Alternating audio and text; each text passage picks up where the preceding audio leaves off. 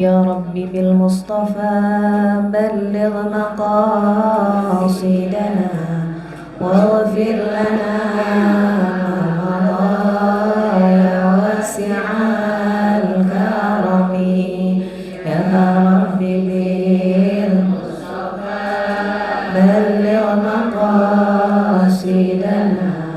واغفر لنا ما مضى يا واسع الكرم محمد سيد الكونين والثقلين والفريقين من عرب ومن عجم يا رب بالمصطفى بلغ مقاصدنا واغفر لنا ما مضى يا واسع الكرم هو الحبيب الذي ترجى شفاعته لكل هول من الأهوال مقتحم يا رب بالمصطفى بلغ مقاصدنا واغفر لنا ما مضى يا واسع الكرم مولاي صل وسلم دائما أبدا على حبيبك خير الخلق كلهم يا رب بالمصطفى بلغ مقاصدنا واغفر لنا ما مضى يا واسع الكرم. Bismillahirrahmanirrahim. Assalamualaikum warahmatullahi wabarakatuh. Waalaikumsalam warahmatullahi wabarakatuh. Alhamdulillahi rabbil alamin. Wabihi nasta'in ala umurid dunya waddin. Assalatu wassalamu ala ashrafil anbiya'i wa imamil mursalin habibina wa syafi'ina wa qurrati a'yunina wa imamina wa maulana Muhammadin sallallahu alaihi wasallam wa ala alihi wa sahbihi ajma'in, amma ba'du. Subhanaka la ilma lana illa ma 'allamtana innaka antal alimul hakim. Wa qur rabbi shrah li sadri wa yassir li amri wahlul 'uqdatam min lisani yafqahu qawli. Allahumma ati nufusana taqwaha wa zakkiha anta khairu man zakkaha anta waliyuha wa maulaha. Amin amin ya rabbal alamin. Al-Mukarram wal-Muhtaram sahib al-Fadilah Sayyidil Walid Kiai Al-Haj Muhammad Nasir Zain M.A. Barakallahu fih. Al-Mukarramah wal-Muhtaramah sahibat al-Fadilah Al-Walidah Ibu Nyai Haji Ida Farida Barakallahu fiha. Mudah-mudahan senantiasa Allah rahmati dan Allah berkahi guru-guru kita semuanya. Para ibu-ibu yang hadir, ibu-ibu semua kan? Jamaah majelis taklim, majelis kajian Muslimah Ar-Rahmah yang dirahmati Allah. Mudah-mudahan dengan keberkahan majelis ilmu kita pada pagi hari ini senantiasa Allah sehatkan badan kita, Allah tenangkan pikiran kita, Allah bahagiakan hati kita, Allah lapangkan rezeki kita, dimudahkan segala hajat urusan kita, sakinah mawaddah rahmah keluarga kita, salih salihah zurriyah anak keturunan kita semua, husnul khotimah akhir hayat kita, dan kelak kita bisa bersama dengan baginda Rasulullah sallallahu alaihi wasallam fi jannatil firdausil a'la. Amin amin ya rabbal alamin. Mari. Baik, bismillahirrahmanirrahim. Ibu-ibu sekalian yang dirahmati Allah, kita sampai kepada al-adab baina yadayillahi ta'ala, adab seorang mukmin kepada Allah Subhanahu wa ta'ala. Bismillahirrahmanirrahim. Qala al-musannifu rahimahullah, al-adabu baina yadayillahi ta'ala dawamul haibah. Ketemu enggak? Ketemu ya? Baris ke-9, kalimat kedua.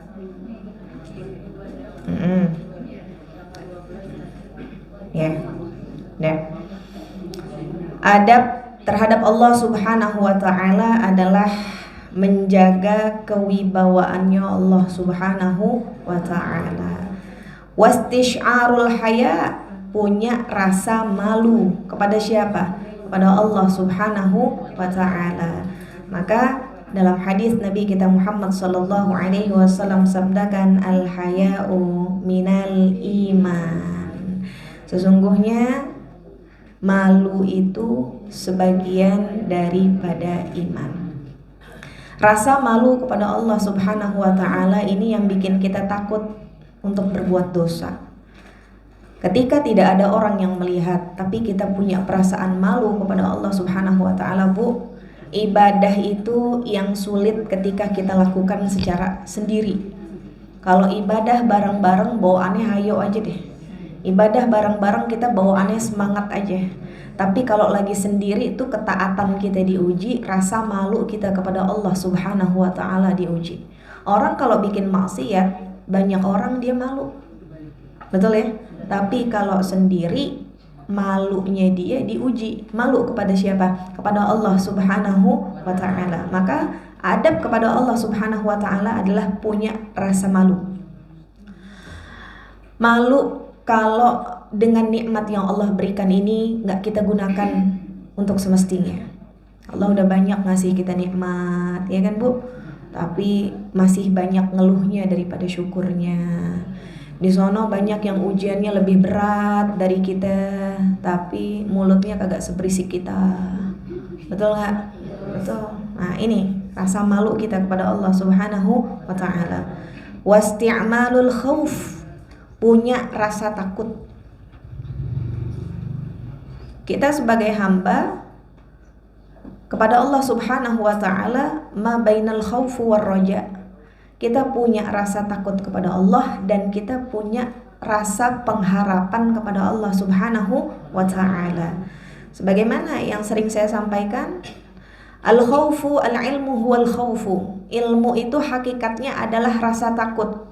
Wa man zadahu ilman zadahu khaufan. Barang siapa yang bertambah ilmunya, seharusnya bertambah pula rasa takutnya kepada Allah Subhanahu wa ta'ala.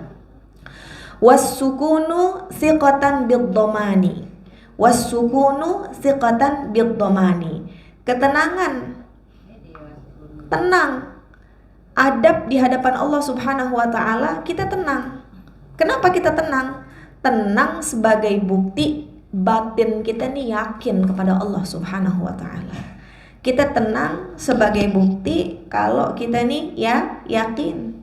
Sebagaimana Nabi kita Muhammad sallallahu alaihi wasallam sabdakan, annal ummah law ijtama'at ala an yanfa'uka bi syai'in lam yanfa'uka bi syai'in qad kataballahu laka walau ijtama'u ala an yadurruka bi syai'in lam yadurruka bi syai'in illa qad katabahu Allahu 'alaika. Kata Nabi Muhammad sallallahu alaihi wasallam, udah yakin aja.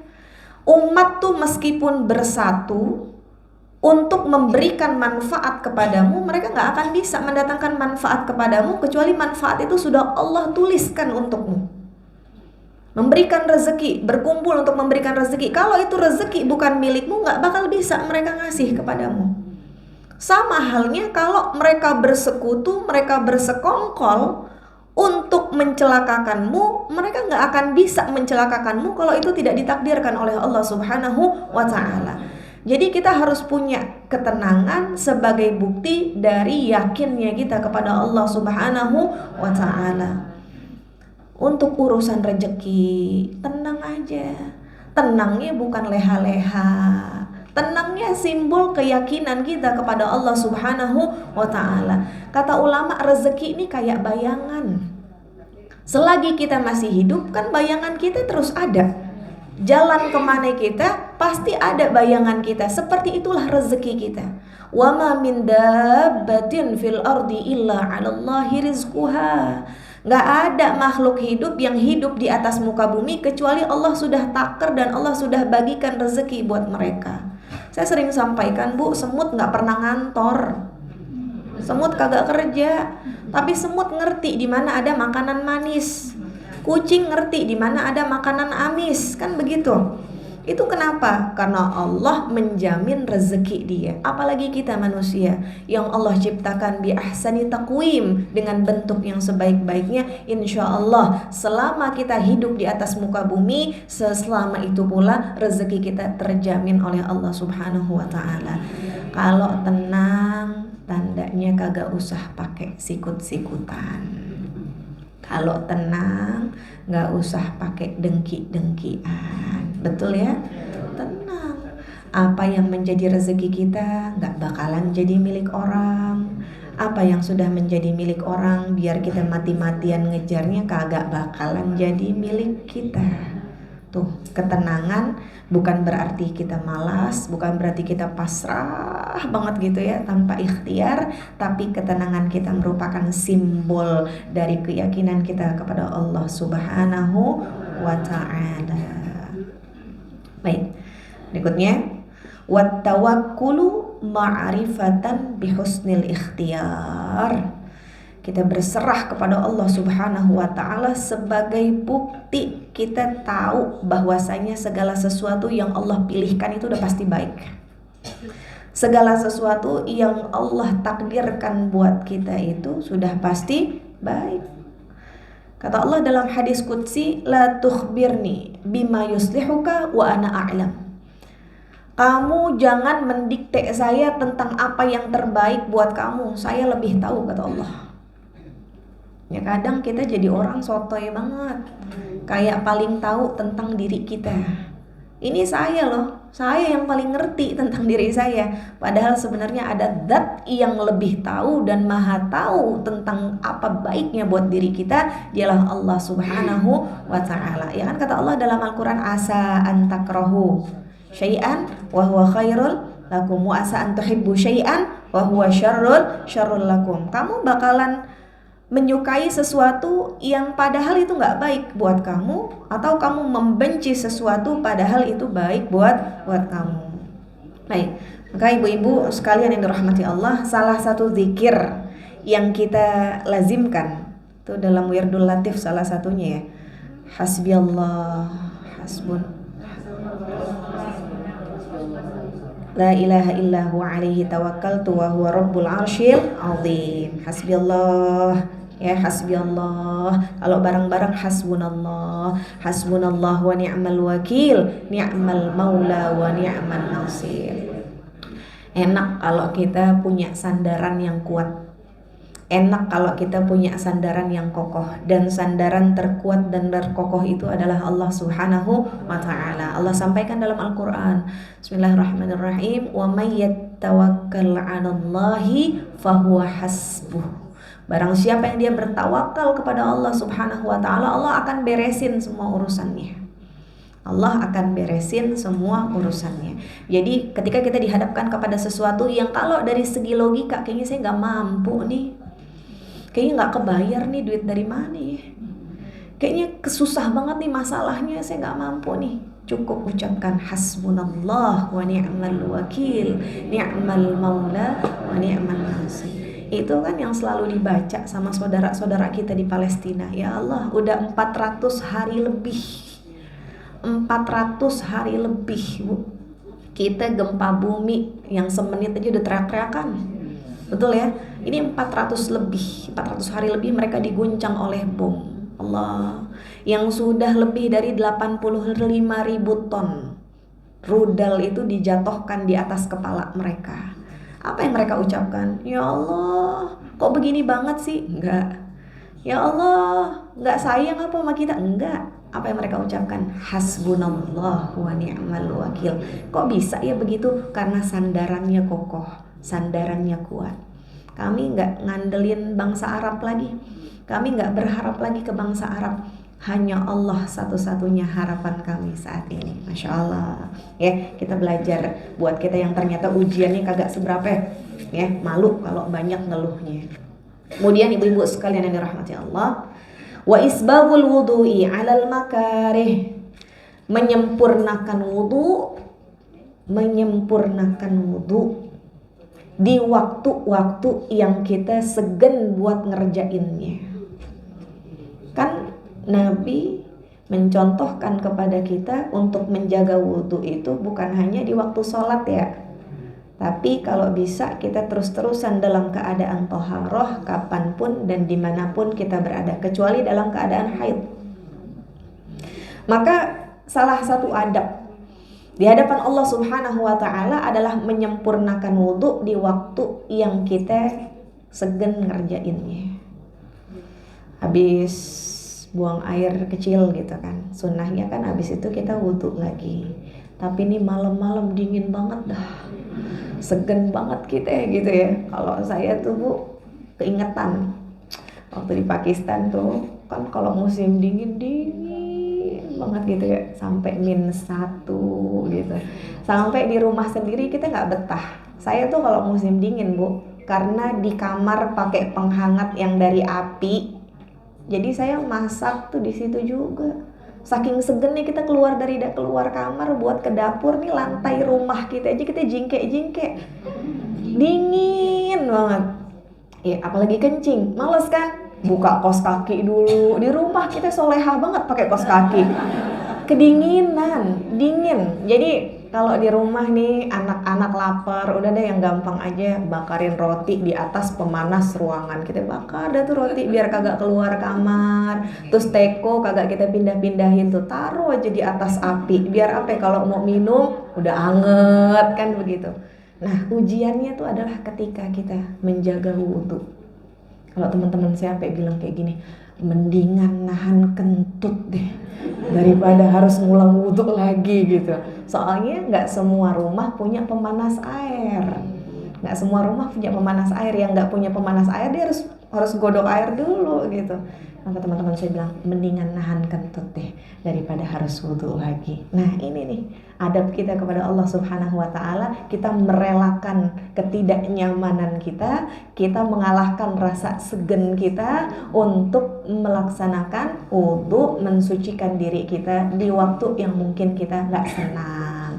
Nah Nabi Muhammad SAW sampaikan dalam hadisnya gini, ala adullukum ala ma yamhullahu bihil khataya wa yarfa'u bihid darajat. Wahai sahabatku, mau nggak aku tunjukkan kepadamu amalan-amalan yang bikin Allah menghapus dosa kamu, amalan-amalan yang bikin Allah menaikkan derajat kamu. Kemudian sahabat berkata, qalu bala ya Rasulullah, pengen banget ya Rasulullah. Kemudian kata Nabi Muhammad SAW, yang pertama, isbagul wudu alal makarih. Kalau kita menyempurnakan wudhu di waktu yang kita gak suka, di waktu yang kita lagi segan, tuh ternyata menghapus dosa dan naikin derajat kita di hadapan Allah. Wa kasratul khuta ilal masajid, banyak datang ke masjid. Dalam hal ini ulama mengkiaskan juga banyak hadir ke majelis ilmu. Bu, jadi kita kalau hadir ke majelis ilmu tuh dosa kita didetoks. Kita suka mikirin gimana caranya detoks lemak, gimana caranya detoks racun dalam tubuh.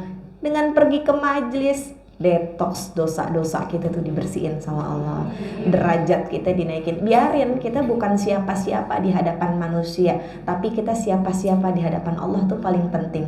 Makanya kata ulama gini, kam min majhulin fis sama'i, kam min majhulin fil ardi ma'rufun fis sama, wa kam min ma'rufin fil ardi majhulun fis sama. Berapa banyak orang yang terkenal di atas muka bumi, followersnya banyak, subscribernya banyak, seantero negeri kenal sama dia, tapi penduduk langit gak ada yang kenal sama dia. Dan berapa banyak orang yang hidup di atas muka bumi tidak dikenal oleh orang lain, tapi Allah dan penduduk langit kenal sama dia. Pengen jadi yang mana? Yang dikenal sama penduduk langit. Kita kok dikenal sama penduduk langit, kita didoain, doa kita diaminkan, dosa-dosa kita diistighfarkan, ya. Jadi itu. Yang kedua adalah banyak hadir ke masjid, banyak jalan ke majelis ilmu. Dan yang ketiga adalah, ya setelah ini, namanya intidharus salati ba'das salah. Ada kan? Setelah isbagul wudu 'alal makarih. Yang berikutnya adalah intidharus shalah ba'da shalah. Jadi dia yang nungguin waktu sholat, bukan sholat yang nungguin dia. Kalau habis sholat tuh bawaannya kapan sih nih sholat lagi? Dari kita ada yang begitu kali. Apa yang kalau azan Allahu Akbar, nah udah zuhur cepet banget. Nah udah asar aja kagak kerasa, betul ya? Ya ini nih adab di hadapan Allah Subhanahu wa Ta'ala, nungguin waktu sholat. Makanya dikatakan rojulun mu'allakun qalbuhu bil masjid. Seseorang laki-laki yang hatinya terpaut dengan masjid. Kalau dia keluar masjid dia udah kagak sabar nih, kapan nih saya mau ke masjid lagi. Ustazah kita juga begitu, kapan kalau umroh. Betul. Keluar dari Masjid Nabawi udah kangen. Ya Allah, kalau kita lagi umroh semuanya solehah gitu. Azan tuh jadi waktu yang paling kita tunggu. Bener-bener azan tuh yang menggetarkan hati tuh ketika kita lagi di Masjidil Haram dan di Masjid Nabawi, betul Bu? Ya Allah. Mudah-mudahan bisa jadi orang solehah dimanapun kita berada ya. Amin, amin. Ya Rabbal Alamin. Ketawanya lebar, tandanya ngerasa. Baik, yang berikutnya. Warti'ashul qalbi khaufa fautil fardi. Hati yang bergetar karena ketakutan kehilangan kewajiban yang dia kerjakan. Hati yang bergetar karena ketakutan dengan perkara-perkara wajib, takut ada yang ketinggalan gitu. Nah, ini ada ceritanya. Al-Imam Al-Hasan Al-Basri, ahli hikmah yang sangat terkenal, itu lagi haji, Bu. Ketika itu sedang wukuf di Padang Arafah. Ini dirawatkan. Al-Imam Al-Hasan Al-Basri ketika wukuf di siang bolong berdiri di bawah cahaya matahari pas. Kita kan kalau lihat orang yang lagi panas-panasan, Bu, kita bilang sinian dikit yang adem. Kan begitu? Apalagi beliau adalah imam. Wahai imam, kesini sedikit, di sini ada bayangan lebih sejuk tempatnya. Kata orang yang ngelihat gini, kita melihat Al-Imam Al-Hasan Al-Basri pada saat itu berdiri di bawah cahaya matahari dengan bajunya yang sangat lepek tuh, kayaknya baju kalau dibuka bisa diperes keringatnya.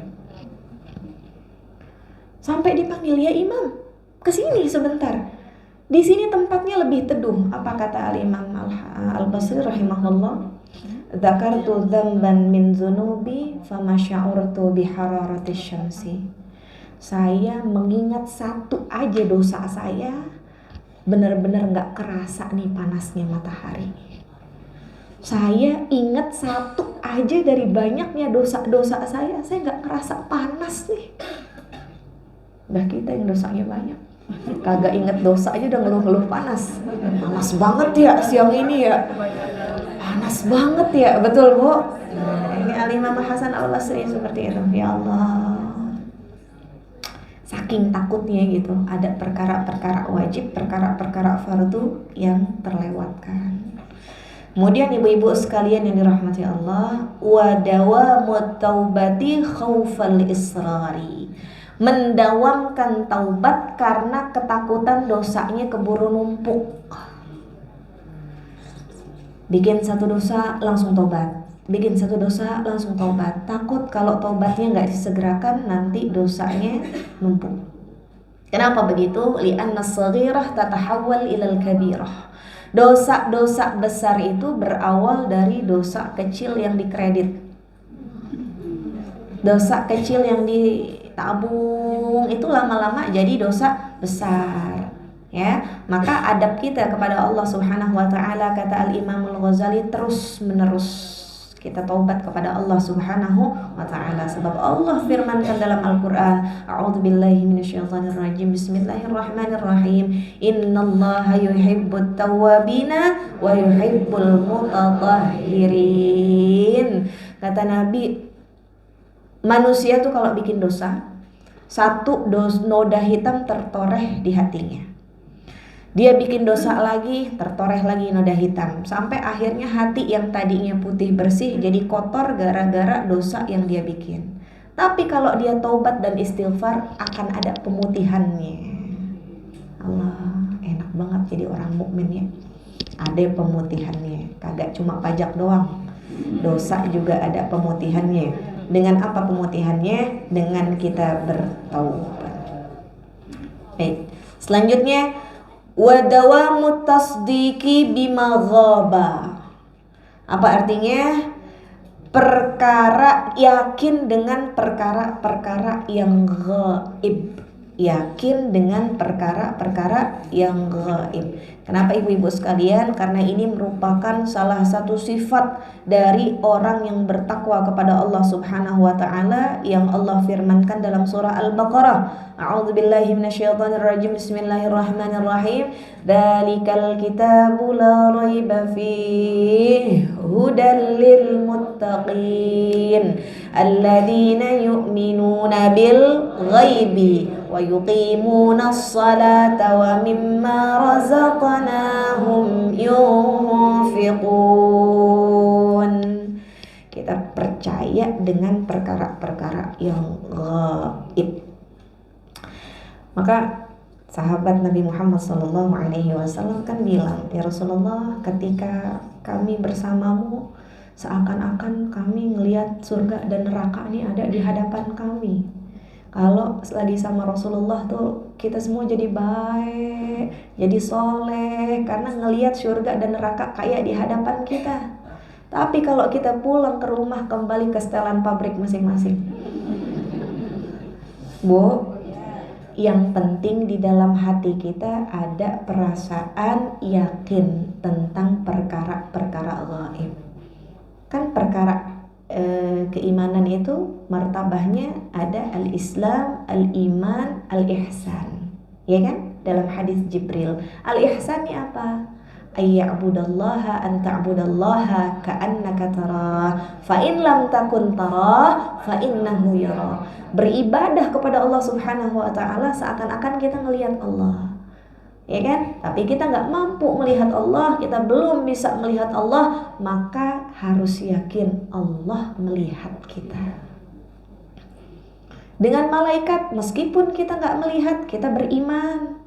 Kalau kita beriman dengan malaikat, ma yalfidhu min qaulin illa ladaihi raqibun atid. Tidak keluar dari lisan seseorang satu kata pun kecuali akan dilihat oleh malaikat raqib dan malaikat atid. Ada yakin sama perkara gaib, bisa mengendalikan diri akhirnya. Gak ngomong sembarangan, betul? Betul. Gak pernah lihat surga, tapi yakin dengan adanya surga, termotivasi kita buat beramal saleh. Gak pernah ngelihat neraka, tapi yakin adanya siksa neraka, kita jadi takut ngerjain dosa. Saya sampaikan ibu-ibu sekalian yang dirahmati Allah, kita termotivasi buat masuk surga jangan gara-gara fasilitasnya.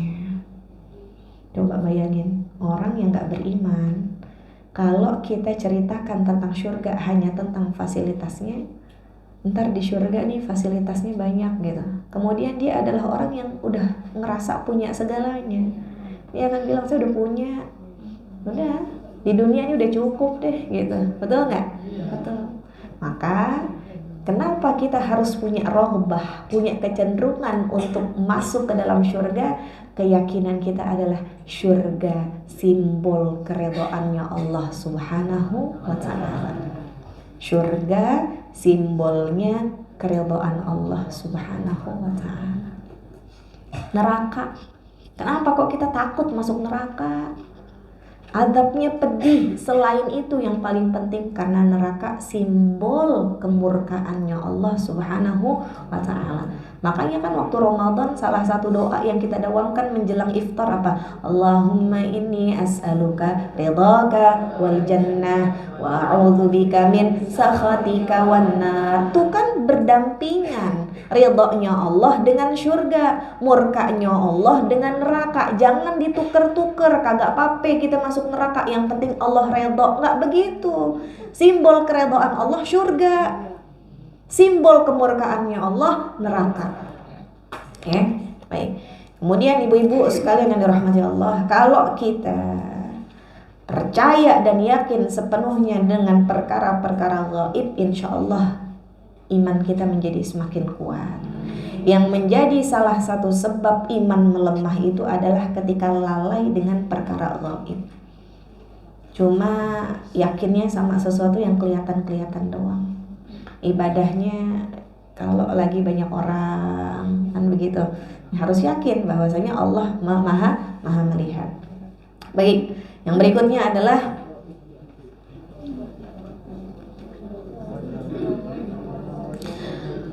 wa wajlul qalbi 'inda dzikri, wa wajlul qalbi 'inda dzikri, hati yang bergetar ketika mengingat Allah Subhanahu wa taala. Sesungguhnya orang mukmin yang apabila disebutkan nama Allah Subhanahu wa taala bergetar hatinya. Apa tuh ayatnya?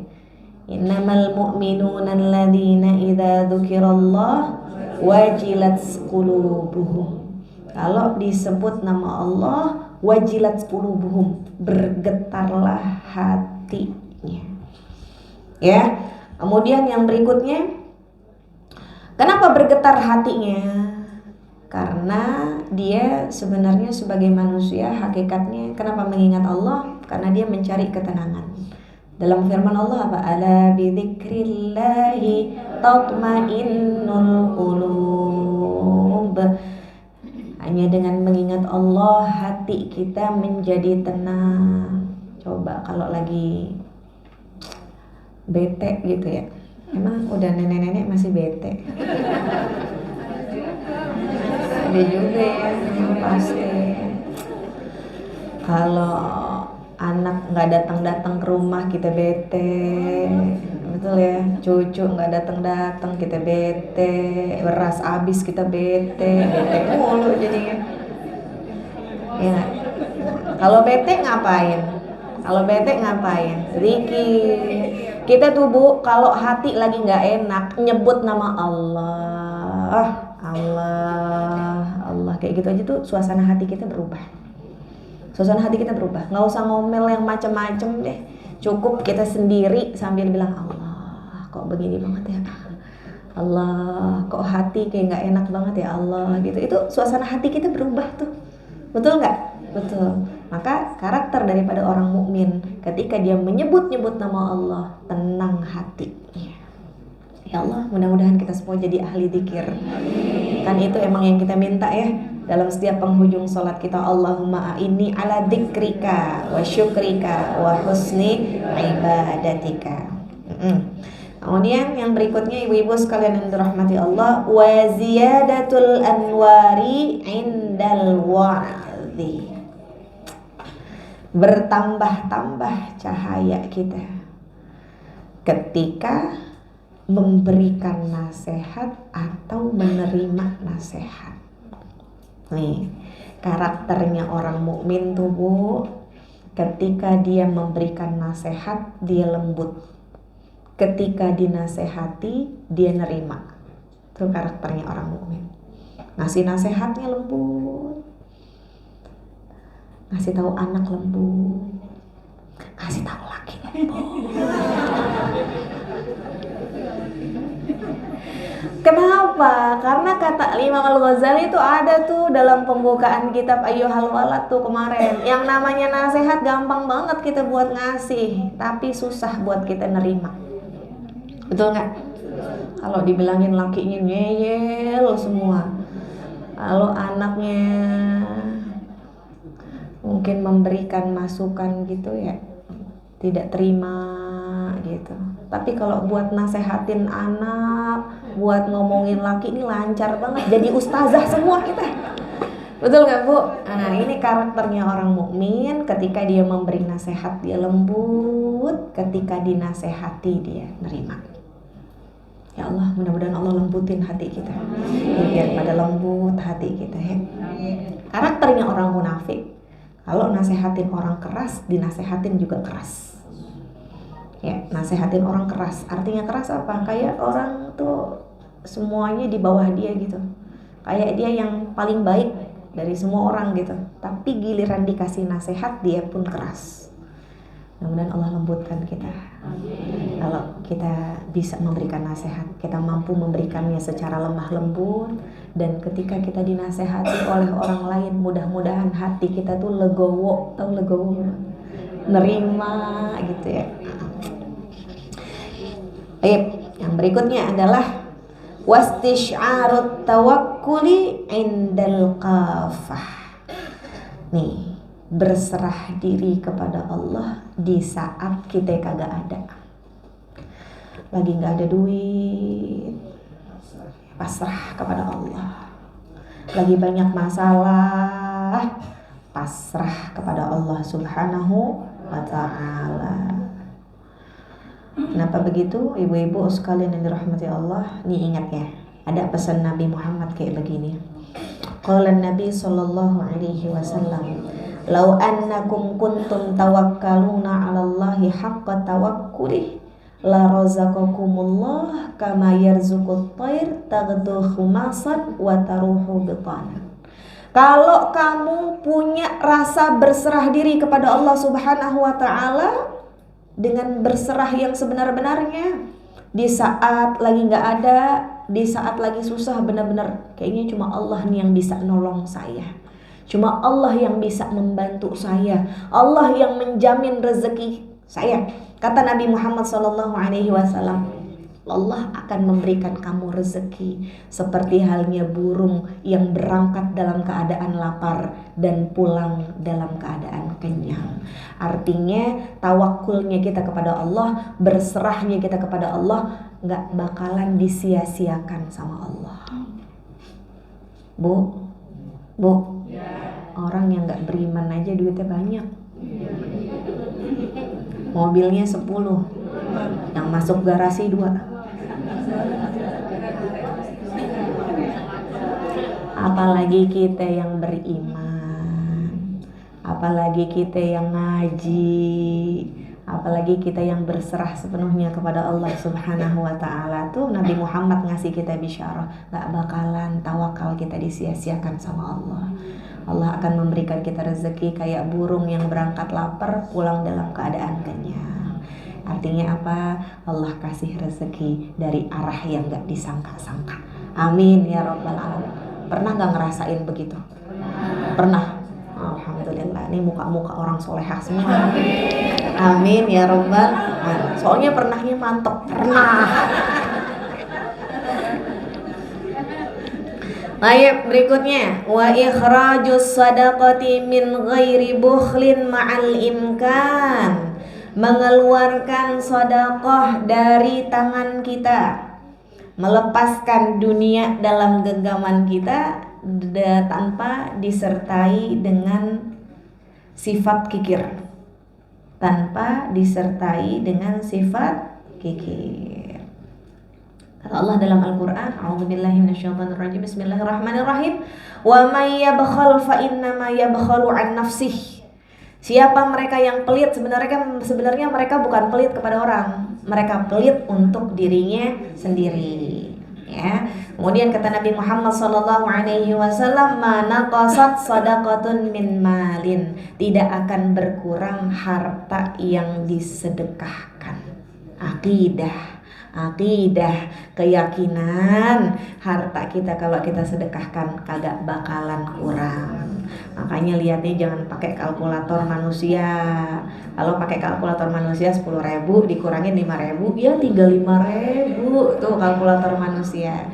Tapi kalau kita pakai hitung-hitungannya Allah Subhanahu wa ta'ala, masalul ladina yunfiquna amwalahum fi sabilillah kamasali habbatin ambatat sab'a sanabila fi kulli sumbulatin mi'atu habbah wallahu yudha'ifu liman yasha'. Ya, jadi adab kita kepada Allah Subhanahu wa ta'ala, kita berinfak tanpa disertai dengan rasa kikir. Adab tuh. Kalau kita pelit, malu sama Allah. Kata Allah, lah rezeki dari kita. Betul gak? Rezeki dari saya, kata Allah. Tapi kok kamu pelit buat mengeluarkannya? Nah, Baik, alhamdulillah selesai bab adab kepada Allah Subhanahu wa taala. Ya Allah, mudah-mudahan dengan ini semuanya kita menjadi hamba-hamba yang semakin beradab, semakin cinta sama Allah, dan Allah pun juga semakin cinta kepada kita. Amin ya rabbal alamin. Ibu, tujuan hidup kita tuh semuanya sama. Tujuan hidup kita itu tatkala Allah sampaikan kepada kita, udkhuli jannati, ya kan? Fadkhuli fi ibadi wadkhuli jannati. Masuklah kamu ke dalam golongan hamba-hambaku dan masuklah kamu ke dalam syurgaku. Baik, ini mau dilanjut sama Pak Kiai ya. Insyaallah. Jadi di pertemuan selanjutnya insyaallah akan kita lanjutkan adabul alim. Mudah-mudahan Allah kasih kita panjang umur, sehat afiat, murah rezeki, hingga bisa hadir semuanya di pertemuan selanjutnya. Amin amin ya rabbal alamin. Wallahu a'lam wa ilmuhu atam wa fawqa kulli dhi ilmin alim. Aqulu qawli hadza wa astaghfirullah li wa lakum. Sallallahu ala sayyidina Muhammadin wa ala alihi wa sahbihi wa sallim tasliman katsira. Yang baik manfaat datangnya dari Allah Subhanahu wa taala, kurang salah khilaf karena keterbatasan diri saya. Hadani Allah wa iyyakum jami'an ila siratihil mustaqim. Wassalamualaikum warahmatullahi wabarakatuh.